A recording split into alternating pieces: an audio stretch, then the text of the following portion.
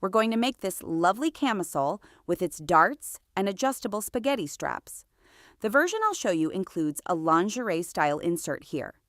If you prefer to make it entirely in fabric like this one, you simply need to apply a bias binding here.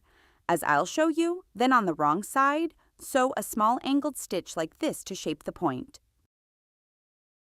I need 2 pieces of lace. For the top edge of the inserts, I didn't cut it straight. I kept the natural scalloped edge of the lace so the finish looks nicer.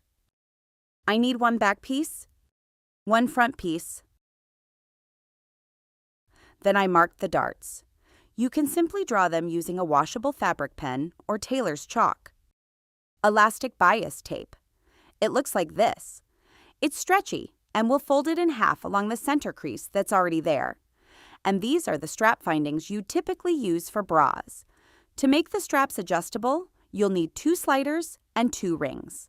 You can take these little pieces from an old bra, rings, sliders, nothing goes to waste. Let's start with the darts. In addition to marking them, I snipped a small notch at the start of each line to give me a reference point when forming the dart. When you pin a dart, always think about how it will sit under the machine. Once the dart is folded in half like this, I know I'll start stitching here, so this side will be facing the machine. And when pinning, you need to match both lines exactly, one on top of the other. The base of my dart is now formed. Now I'm working on the tip. You see, I adjust it so the starting point sits exactly on the fold. Then I place a pin to secure it. Stop. That's wrong. The pins are facing the wrong way. Let's fix this properly. You'll be sewing in this direction with the machine, so it's better to have the heads of your pins facing backward. That way, you can remove them easily as you sew. My pins are perfectly aligned along the line, and on the other side as well, they follow the line exactly. So if nothing shifts under the machine, the dart will come out perfect. There's nothing complicated here. You just need to follow the line. At the start, backstitch to secure.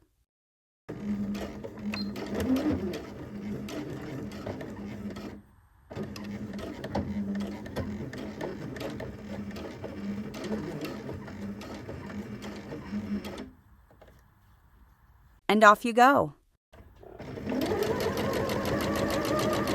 When I reach the end of the dart, I follow the tip. I don't stop. I keep sewing, pulling out a long thread tail. No backstitching, nothing. I just aim for the tip. And I keep going.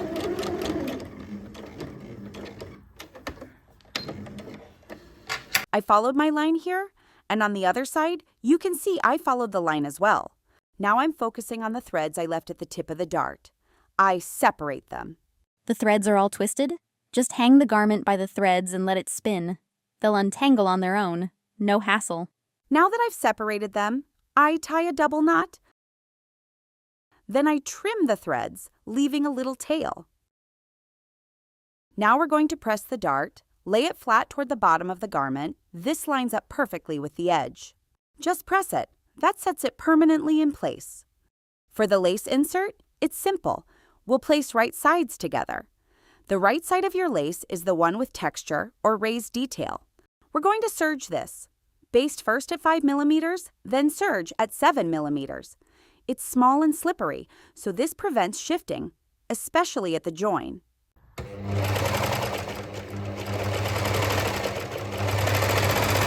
For a clean finish, hold the thread chain and trim it shorter, leaving just a few centimeters.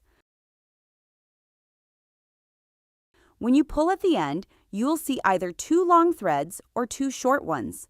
Don't pull the short ones, pull the long ones. That will form a knot. Now the chain is secured. It won't come undone. And you get a clean finish on the lace. Now we'll attach the lace insert to the front. Right sides together. We're shaping the V. It's simple. Just follow the notches. Nothing to figure out. The center point here needs to match the seam where the 2 lace inserts were joined. Of course, you can sew this on the serger, but it's much easier to control the point on a regular sewing machine. I adjusted my needle so the edge of the presser foot is at 7 millimeters, so I shifted the needle position. Fine fabric against lace. You need to help the machine a bit. Hold the threads and pull them toward the back when you start, and it'll feed perfectly. The insert is in place. Now we'll attach the back using the serger. Careful before sewing. If I start serging from the bottom, I'll run into trouble at the dart. The presser foot will catch as I go up. So I recommend starting from the top on both sides. One side is straightforward. For the other side, sew with the back facing you.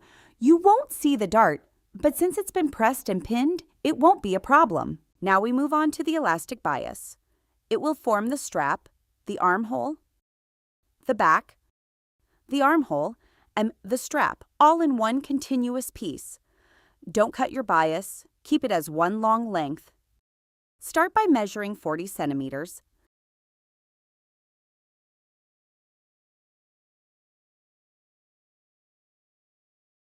That will form the strap. Then begin sewing here, leaving those 40 centimeters free.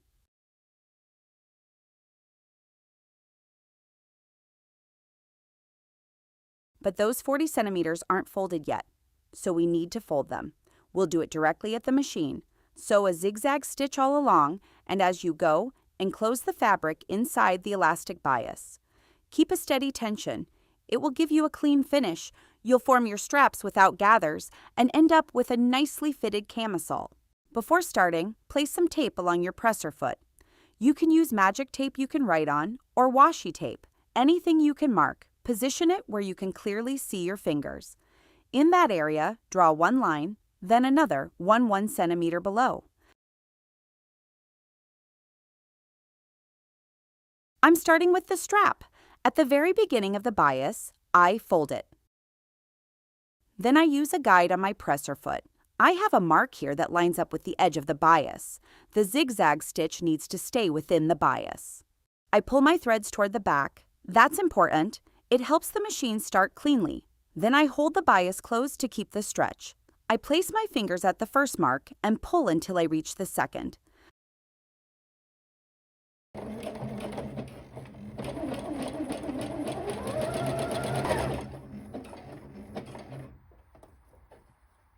I make sure the fabric is fully enclosed inside the bias, and I keep the tension consistent.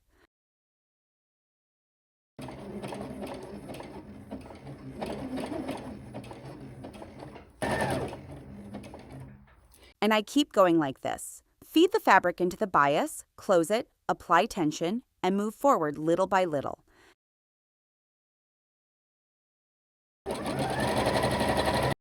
I've reached the end of the fabric, but I still need the second strap, so I'll keep going for another 40 centimeters. To save time, sew another 60 centimeters of strap. The extra 20 centimeters will be used for the attachments. Start by cutting the strap that's too long. Use the starting point as a reference, follow it up to the top, and cut, trimming the threads as you go. Keep the extra piece for later.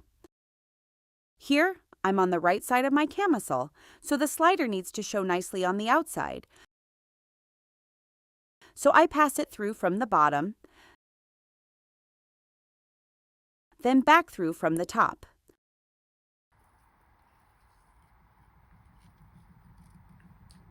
This is what we want our strap to look like.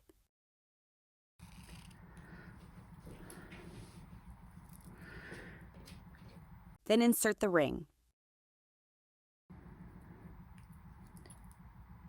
Then we'll close it, but this time on the wrong side.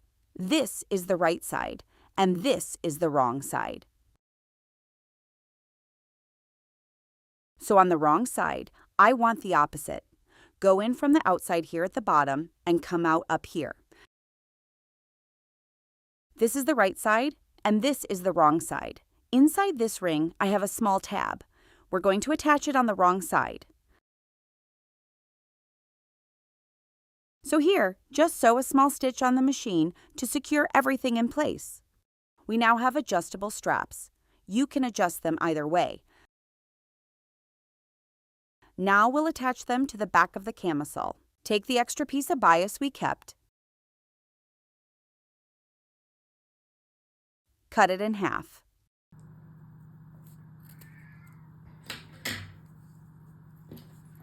Then pass it through the ring.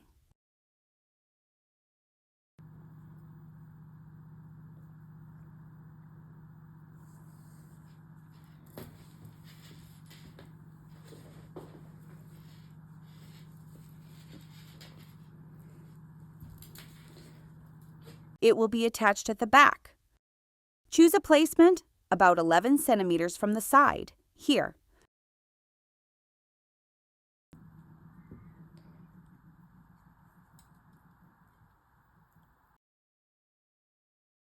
And I pin it with all layers together, placing it on the inside.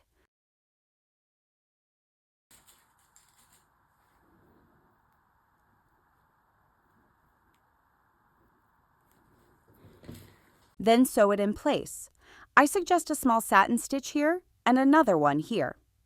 A satin stitch is a very tight zigzag, almost dense. It's perfect for reinforcing. Trim off anything that sticks out, including the threads.